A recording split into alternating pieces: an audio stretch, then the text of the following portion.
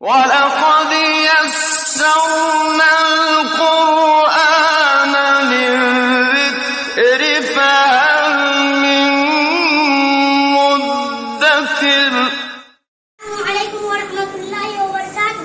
میں محمد حذیفہ بن نوشاد عالم radian public school دھرمپور سمستی پور کے درجہ دوم کا طالب علم ہوں. آج میں آپ کے سامنے قرآن کریم کے موضوع پر گفتگو کرنا چاہتا ہوں. سامعین و ناظرین، قرآن کریم ہے. اللہ تعالیٰ نے سورہ واقعہ میں ارشاد فرمایا کہ انہ لقرآن کریم، آیت نمبر 70. بے شک یہ بلند پایا قرآن ہے، نہایت عمدہ اخلاق والے کو عربی میں کریم کہتے ہیں. قرآن عمدہ اخلاق کا سب چشمہ ہے. قرآن سے اخلاق سیکھنے والے اخلاق کی بلندیوں پر فائز ہوتے ہیں. کرم کا مطلب جود و صفا بھی ہوتا ہے. جود و صفا ہی تمام عمدہ اخلاق کی شاہ بلید ہے. قرآن کریم اللہ کے کرم کی حسین جلوہ گاہ ہے. اس کی تعلیمات سخی اور کریم انسان تیار کرتی ہے.